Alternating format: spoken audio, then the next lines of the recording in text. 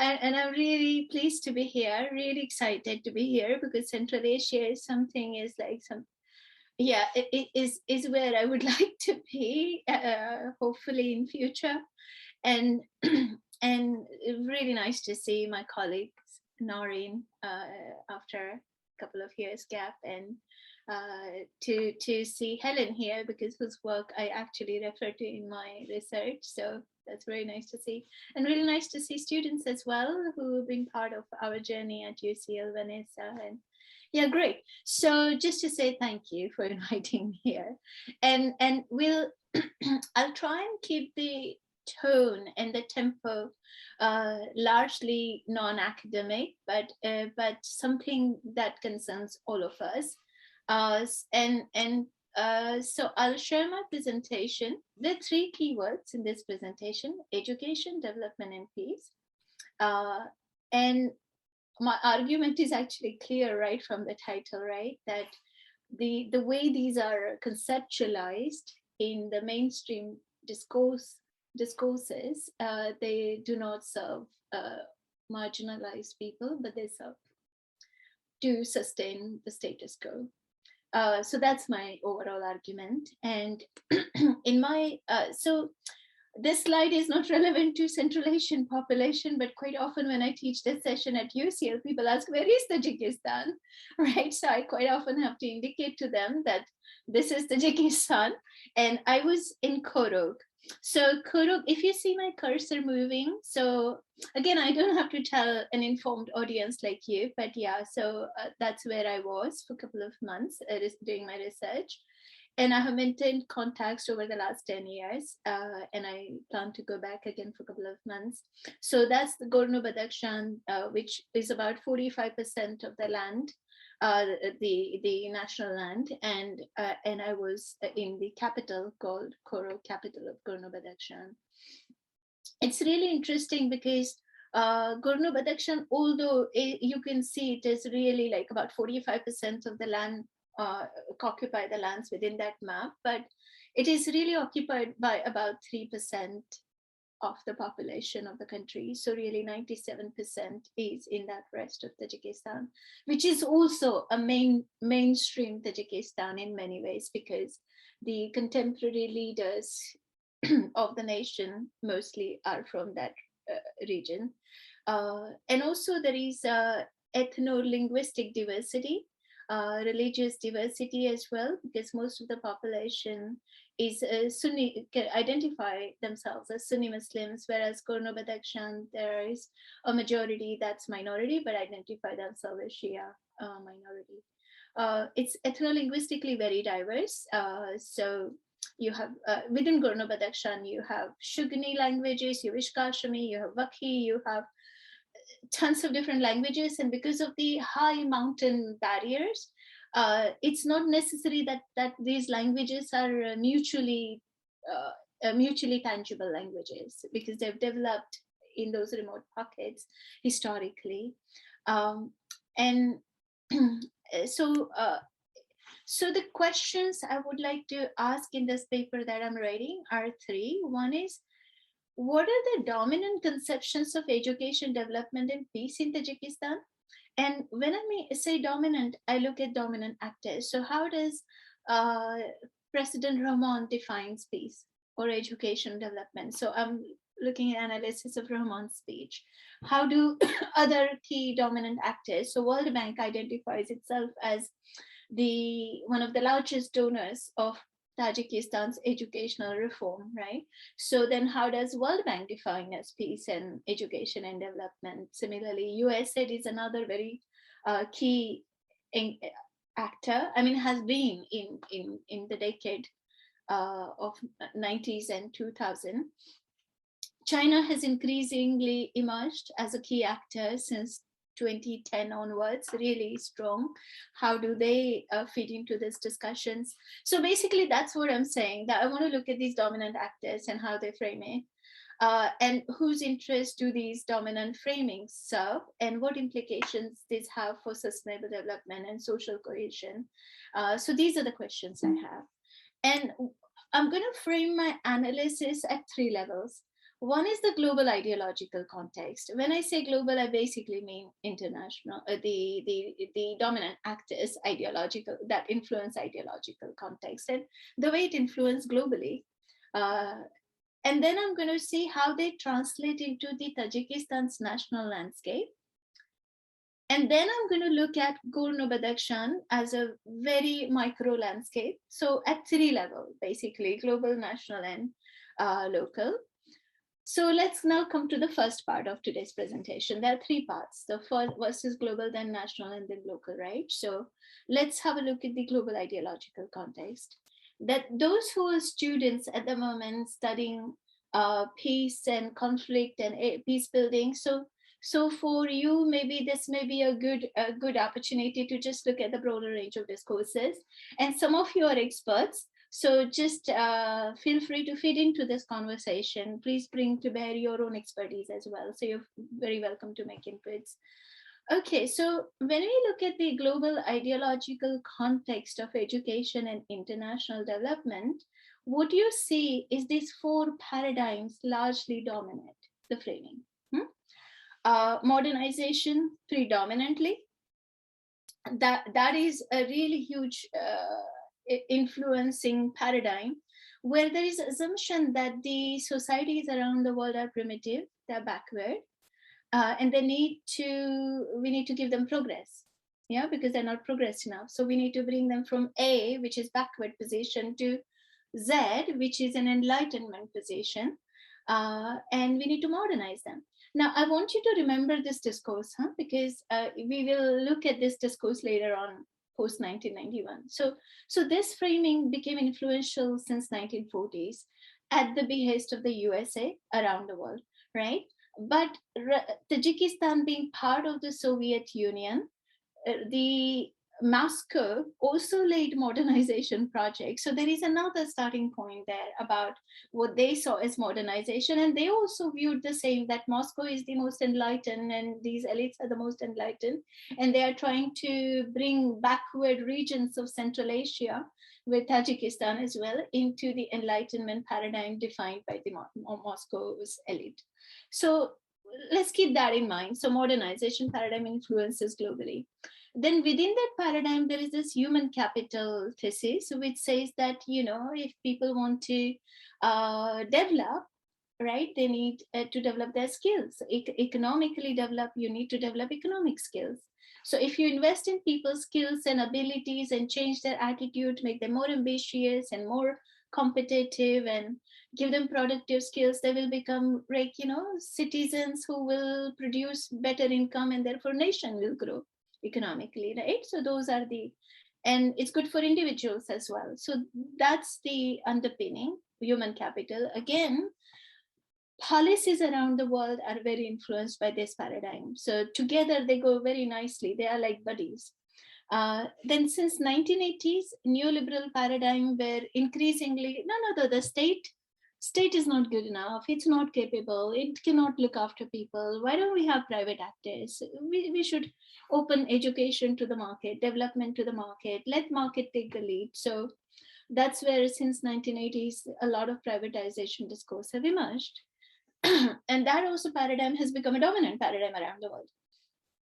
And then liberal humanist paradigm emerges more from United Nations and then other organizations which say we also need to teach people about human rights, about how to live together peacefully, and more recently, global citizen, right? We're in global time, so everybody needs to know how to be global citizens. All of these discourses impact Tajikistan. So that's why I'm introducing them, that there is a long trajectory of these influencing policies around the world. And now, what is the idea of peace? What does peace look like from each of these paradigms? If they are the dominant paradigm, then they also shape the idea of peace and conflict, right? So how do they frame conflict? So these dominant discourses frame conflict as a conflict arises because people are backward, right? People are ignorant. Their attitudes are the problem. So we need to enlighten them. We need to modernize them. If they're modern, they will not have conflict and they will be more peaceful. their religious ideas, their belief, all these are problematic. So if we modernize them, secularize them, enlighten them, they will be peaceful and there will be less conflict. So that is the underpinning then. Similarly, human capital paradigm, that people engage into conflict because they're poor, they don't have right skills. So if you give them vocational skills and make them economically productive, they will not have conflict. So there is this human capital explanation of conflict and peace. Similarly, liberal humanists, people are fighting because they don't know how to tolerate each other. They don't know how to coexist, how to live together. If you teach them common ground and human rights and living together, there will be peace. So all these operate from those dominant paradigm. Please bear this in mind because we will translate these into the context of Tajikistan. So I'll just skip through some of these, but then there are counter-hegemonic paradigms on education and development and conflict and peace, right? They argue, I've mentioned two because those are the one I'm drawing upon mainly. But you have dependency theories, you have post-colonial theories, you have decolonial theories, you have social justice theories, which basically say that, hang on, people don't get into conflict because they don't have right vocational skills. There is an issue of justice here, right? They would argue that, look at the relationship between different countries. So dependency theories say that poor people are poor because rich people extract money out of it, whether it's nations or social groups. So underdevelopment is not because people don't have right skills and right attitude and right religion and right belief system, or don't know how to live together. That's blaming the victims. There is a conflict because people are treated in a discriminatory fashion. So you do need to, and people are not underdeveloped because they don't know how to grow, right? How to become progressed. But there is a underdevelopment because powerful social group keep them in that position, underdevelop them deliberately through discriminatory political, economic, and cultural policy. So those are the arguments that are counter-hegemonic argument. Now, in my paper, I want to talk about development as imperialism. I want to talk about drawing upon Saidi and then more recently Andreotti's frameworks, and then part of Santos and all these scholarship. I want to talk about the the hegemonic discourse of development, education, and peace is a form of new imperialism, that actually cooperates with broader economic agendas, broader militaristic agendas, and political agendas to continue Western hegemony. Now, I have changed from the position slightly. It's not just Western hegemony, it's Chinese hegemony, it's also Russian hegemony, it's the hegemony of the elites, basically, and serves to the advantage of elites in both global North and South. So it serves to the advantage of the elites, and those don't have to be based in the Western context, right? So these are global elites. So hegemonic discourses are a form of imperialism. Okay, I'll skip this because I've kind of already covered it. Now, I want us to focus on this image, because this image actually shows the other side of modernization paradigm, right? Usually I ask my students, what do you see? And then that generates a very nice discussion for about 20 minutes, which we don't have. So I'm going to fast forward that conversation. So if I were to ask you, what do you see? Usually people say that they see this dominant figure, which is, looking angelic and bringing school book, stringing along electricity, there is transportation bringing, this side is in the light, this side is in the darkness, this is a prosperous industrialized city, this is kind of, people are just attached to the land and in the darkness. So this dominant white angelic figure is actually bringing civilization, modernity, and prosperity and freedom. But this is how these hegemonic discourses operate. They present themselves as noble. They present themselves as bringing progress and modernization and 21st century skills and knowledge economy and all these good things to the world. And therefore people will have lots of happiness and prosperity. So that's how modernization discourse operate, like, and all its associated cousins, right? Human capital and other theories and neoliberal theories. But what do you not see? What is it that the painter of this picture, who is John Gast, 1871, he's an elite male aristocrat from the powerful position. What does he not, who's drawn this picture, what does he not want us to see? So here it is that he doesn't want us to see. He doesn't want us to see genocide of these indigenous people. So he wants us to see the noble figure giving education and electricity and transport, but he doesn't want us to see that these people were killed, genocide. He doesn't want us to show enslavement. He doesn't want to show their land displacement and confiscation of land by the elites. He doesn't want us to see the nexus between the banks, mining corporations, politicians, and these modernizers, those who do this development. He doesn't want us to see that entire industrial military development complex, right? What else he doesn't want us to see? Very important, he doesn't want to see that the prosperity of this side is actually directly based on the violence on this side. So let's keep all these arguments in mind. Okay, I'll skip these.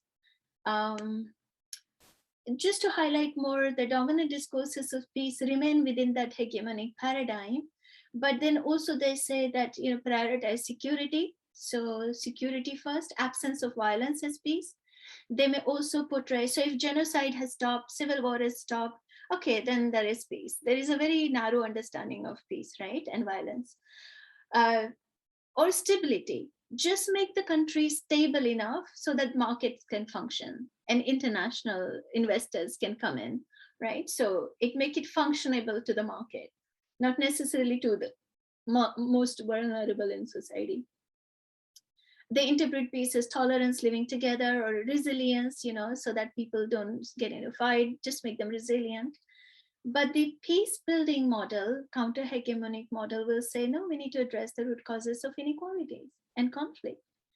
And solution is not just more modernization paradigm, but the solution is political accountability for doing justice. And yeah, so those are the discourses. Now, what I would like you to do, this is where I finished my first one, where I said, what is the global ideological context around how peace, education, development get interpreted and who are the dominant actors?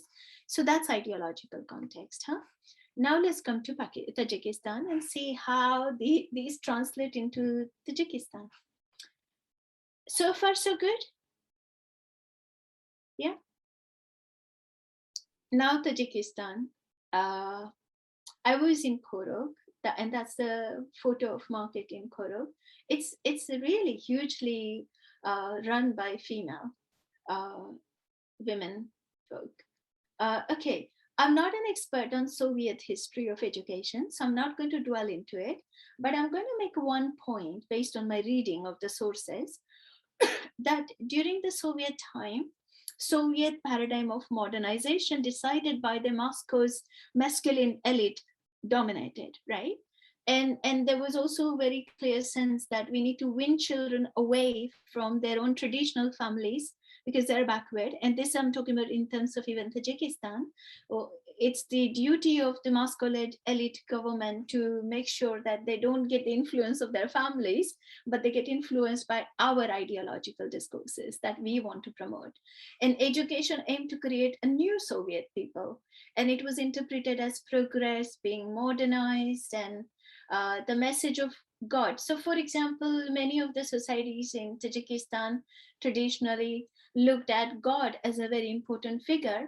And now the education said, no, we're going to follow the doctrine of Marxism and Leninism, not the doctrine that you think is sacred to you. And and they did achieve universal schooling. So there were some very important uh, uh, interventions there, where they saw that everybody has to be schooled and gender has to be equal. But then on what term, where they were equal, where they were not, all these are important debates. Soviet also invented nations. So this term Tajik as an identity, national identity, is very much constructed in Stalinian paradigm of nationhood, right? So people may not have seen themselves as nation, but people were given identity as the nation, if that makes sense. And then they also presented how in USA there is slavery, and like, so picture on this side you can see the Statue of Liberty. So on the name of liberty, actually there is a lot of slavery and suffering, and it presented, Soviet Union presented itself as a very noble. You think of that dominating figure, that I showed you in the picture, that kind of figure towering over the entire Soviet Union, giving them liberty and equality, right? So you have those projections as well, within which then people in Tajikistan are constituted, right? Okay, so I'm not an expert on that phase, so I'm not going to say beyond some of the key arguments. But let's focus on 1991 onwards. So the USSR collapses and Tajikistan was forced into independence. And the reason I say this, because most of the people that I interviewed in Gorno-Badakhshan, and so there was a referendum, right, in 1991, whether people want to separate from the Soviet Union.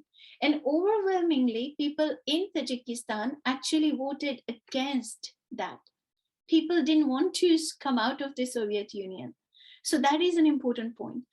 And people in Gorno-Badakhshan that I interviewed, they saw independence. They didn't see it as an independence to start with, especially not the older generation. I interviewed older generations that had spent at least 65% of their life under the Soviet Union. And then I interviewed younger generation that has spent 65% of their life after 1991. So they were younger. So they were above 49 plus and below 18 something. So this is, I'm talking about when I did this study, and it was 10 years ago. But my current understanding is, so I will talk about the current understanding. So increasingly younger generation sees it as an independence because they've learned it in the education they have, but very critical about that as an independence. So we'll come to that. And young and older people, even today, even in the last 10 years, they've continued to see it as an imposition. They knew that they didn't ask for it. That's why I'm saying forced into independence. And soon after, they suffered 5 years of civil war, 1992 to 97. It was hugely devastating. It displaced a lot of people.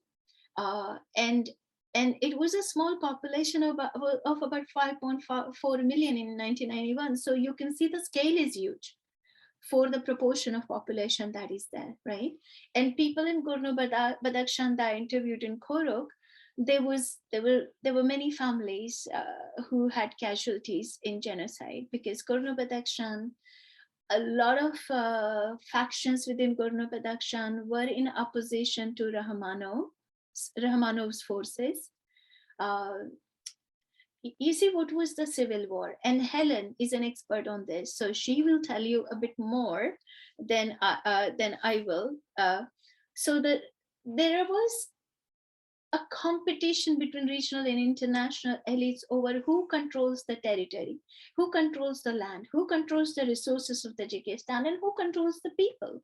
So it was a very much power tug of war between different regional powerful elites, but also supported by international community, taking different sides and providing militaristic and armed support and funding as well. So it was not, civil war was just not driven by the local people. There was a national, international angle to it. So similarly, power elite from Gorno-Badakhshan wanted power in the new Tajikistan, right? So so there is this faction, Rahman's faction, that comes from the northern side. So there is this tension because the power shifted overwhelmingly towards the rest of the Tajikistan and not in the favor of Gorno-Badakhshan in the south of Tajikistan. So they led the opposition side. And so a lot of families that I was interviewing, I was part of, had suffered from civil war and genocide and refugee crisis. And it was very difficult for them to talk about it. In fact, when I started interviewing, people didn't trust me. Why would they? I don't speak the local language. I'm not from Tajikistan and I'm an external actor. Why would they trust me? Only reason they trusted me is because of the shared faith identity. Because most of the people I was interviewing are Ismaili Muslims, which is a Shia minority, and I hail from the same background, and I came from the institutional gatekeepers who are very highly trusted. So I had to negotiate trust, and yet initial interviews were completely like, how do you feel about independence? Good, everything is fine. How do you feel about what are some of the challenges, political, economic challenges you experience? Everything is fine, everything is good. There was constantly, you could see that you are not going deeper. You're not able to, you have wall.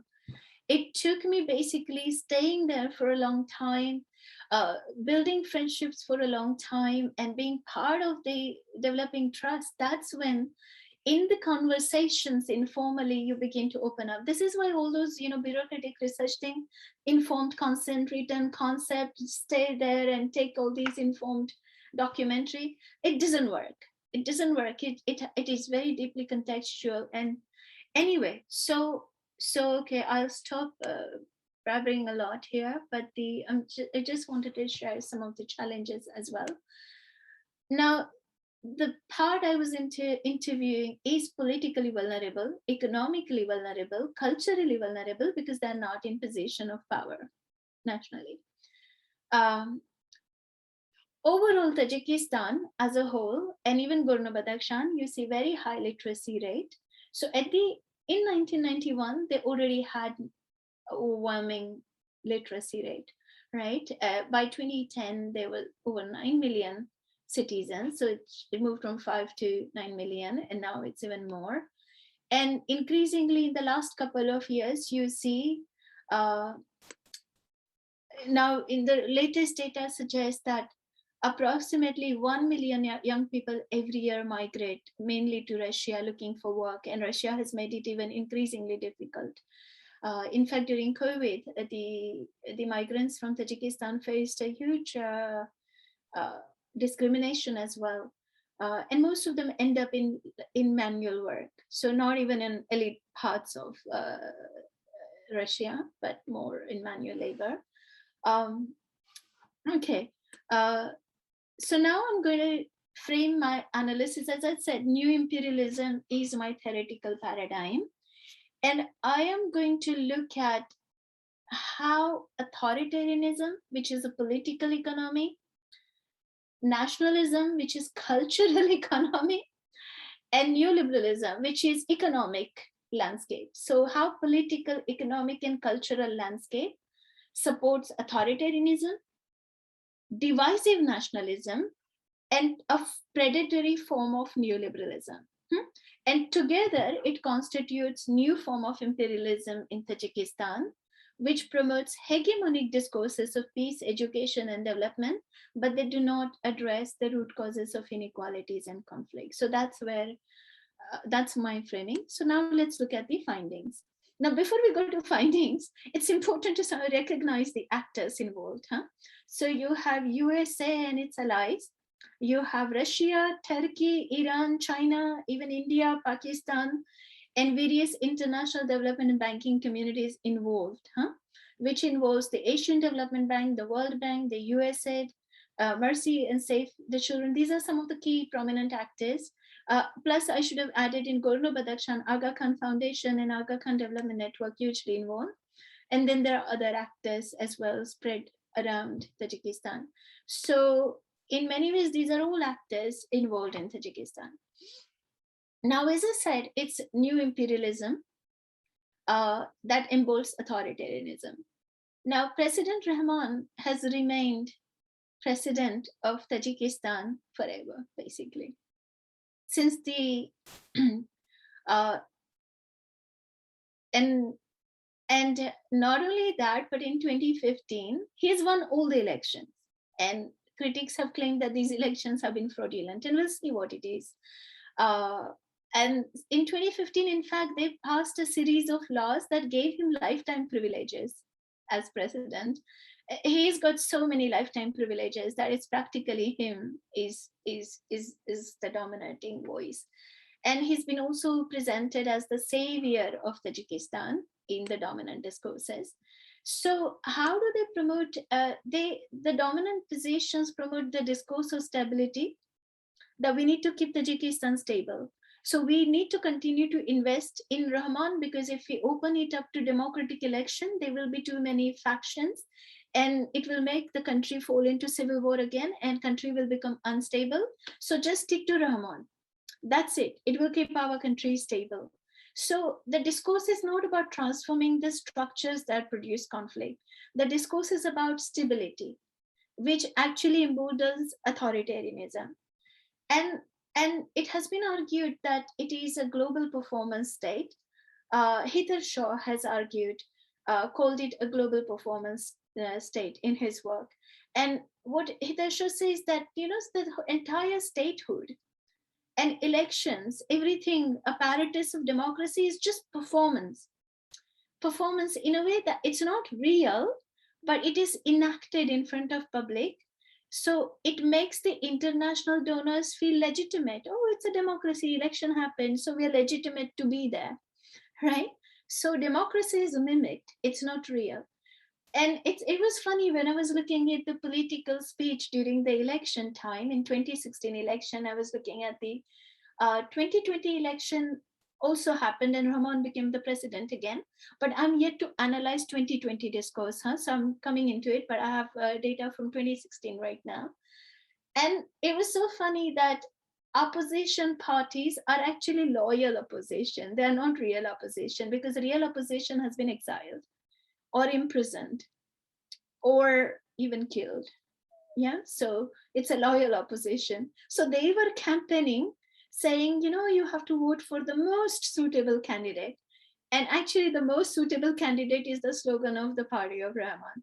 So it was clear that they were using democratic apparatus to portray that they're opposition, but actually they were also marketing Rahman. And the discourse of development, so the hegemonic discourse of development is very interesting.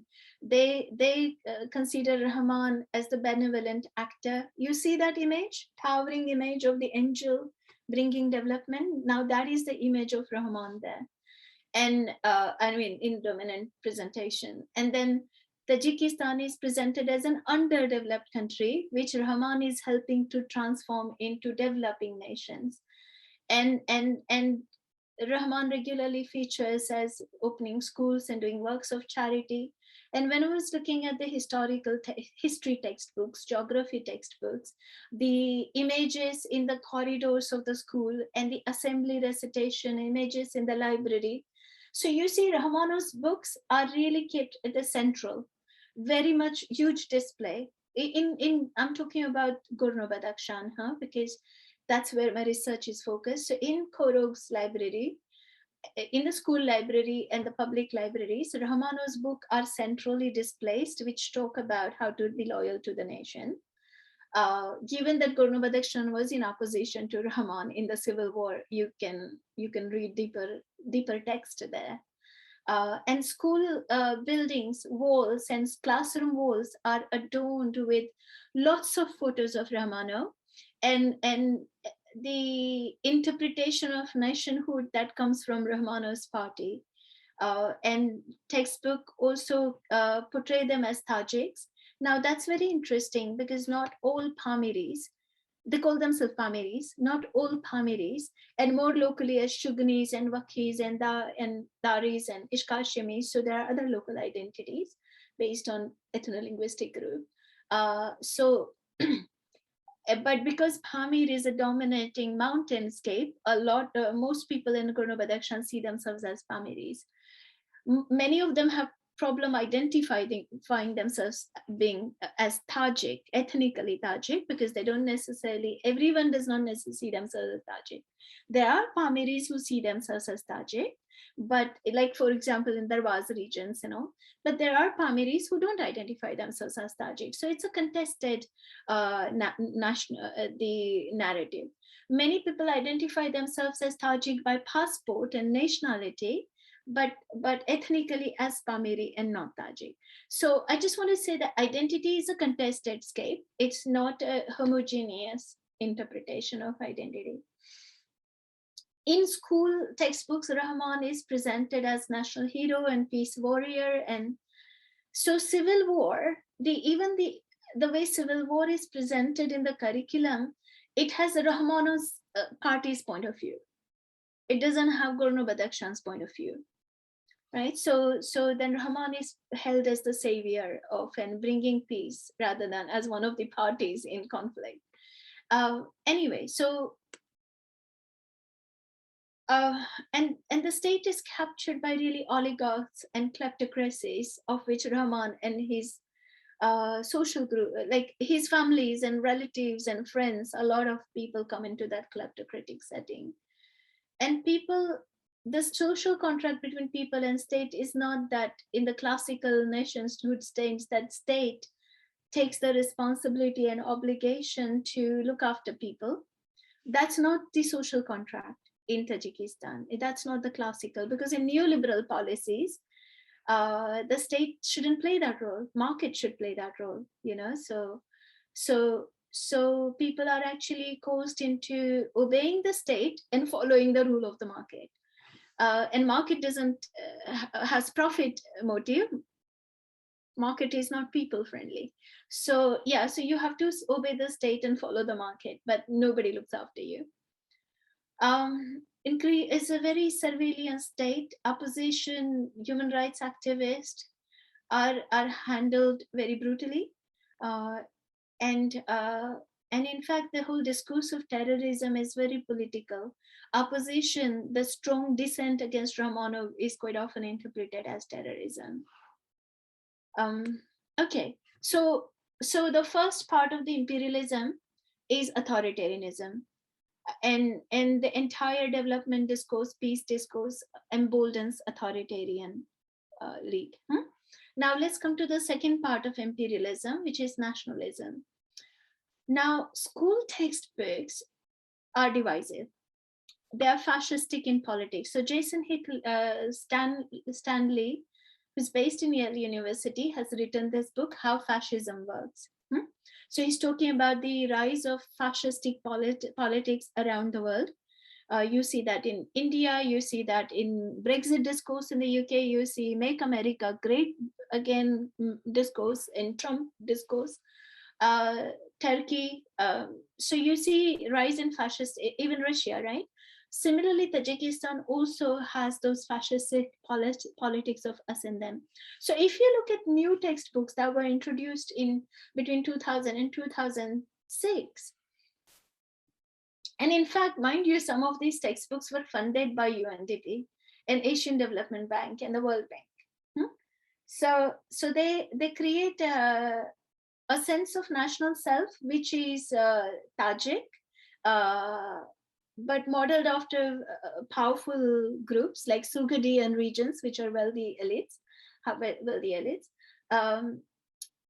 and it creates the idea of superior Aryan civilization and race supremacy as Aryans, and it portrays Turkic and Uzbek as others of the nation and as dangerous, which is very unhelpful to protect the minorities in the country who are Turkic or Uzbek minorities or even Pamiri minorities. And in fact, the textbooks portray, now mind you, over 90% of the population is Muslim, and yet they're told that we got Islamized, which is a form of colonization. It's so Arab forces forced Islam into us and colonized us. So some of the textbook has very anti-Islamic And they claim to use post-colonial theory because we need to decolonize and become Aryan supremacist again, is the discourse. So I'll give you an example. So the Hephthalites do not have, so Yakubov is an author of one of the textbooks. So the Hephthalites do not have anything in common with Mongoloid Turks. They are not nomadic. Hephthalites, against origin of some of the groups, Tajikistan's more elite group is seen into that kind of roots, but different from Mongolic Turks. They say we are not nomadic, we have cultivated lands, we have white skins and beautiful facial features. We do not have wild blood and live under one authority. Again, look at the way authoritarianism is emboldened. Textbook portray Greek dominance positively and present the Romans as the just empire. So again, textbooks don't tell you that Roman Empire, it tells you it was just, but it doesn't tell you that Roman Empire was built on slavery. And 1 in 5 people was a slave. And only minority, which were mainly male, had voting rights, democracy at all. So there is a very romanticized picture of the Roman Empire being just. Russians are presented as the saviors. Tsarist conquest is justified as bringing progress. But any local revolution that happened against these actors is seen as terrorist movement. So the Basmachi uprising against the Tsarist or the Moscow's elites is presented as like they were the backward movements, terrorist movements. The Confucius Institutes, the entire network is being rolled out across Central Asia and Tajikistan. They are also, so Rahman identifies China as a good neighbor, partner, and brother, but it does not tell you that the many lands have been sold off to Chinese mining corporations, including lands in Gorno-Badakhshan, against people's own wishes. So you have these various international key funders coming into it, but you see direct link in the textbooks as well of this broader geopolitics. The textbook portray the Arabs as invaders. How am I doing in terms of time? Yes, I think we are kind of running out of time. Oh, we're running out of time. Okay, so now I think I made my point that and it has good Muslim, bad Muslim, and very close secularism as preferred, and you need to keep Islam under surveillance kind of discourse. Final neoliberalism. Now, the World Bank and USAID both actually were very key involved in educational policy making, and on one hand, these are the very actors who were involved in building some offshore treaties with Rahman's, with its fourth largest aluminum smelter, where the profit goes into offshore economy and from offshore to benefit some key actors. So there are dark side of these is that they're involved in this, but the shine side, the portrayal, is that it's actually helping Tajikistan modernize human capital, privatize. The World Bank document represents Soviet education as backward, and therefore they need to be replaced. They also project, we are bringing you into free market and knowledge economy as poverty alleviation. So on one hand, World Bank and USAID are involved in setting up predatory free market economy. On the other hand, they also present themselves actually helping the country. Anyway, international aid, a lot of it is diverted towards bolstering Rahman's military and security capacity. I will suggest some very important resources if you're interested to go into more details of it. But the overall argument is that within these mainstream discourses, the structural aspect of inequalities and drivers of conflict remain not only addressed, but they have been exacerbated. Now, we don't have time to go into the third part, but I'm happy to come back another time and take you through. But I'll just summarize the situation with Gorno-Badakhshan, which was in opposition to Rahman's faction.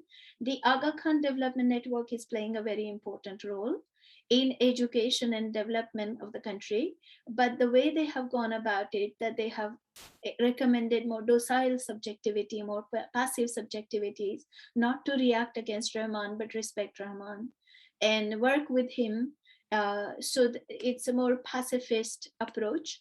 Not necessarily it addresses the root causes of inequalities, but it makes you fit within the existing status quo. That is my argument there. But people do contest ideas of nation and country. People do contest ideas of independence. People do think of Soviet as a golden time, especially the older people. And younger generation do think it's good that our country is independent, but it's not really in terms of equality, as you know. So yes, they are highly critical of the state of affairs in Tajikistan. Gorno-Badakhshan is affected by long-term unemployment. Women have seen their agency and voice reduced in the public sphere in many ways. Teachers don't feel that they have earned sufficient wages, so they have to take up extra tuitions or roles as traders. There is parts of Gorno-Badakhshan suffers from hunger crisis. Very importantly, there is huge climate vulnerabilities that is not being addressed.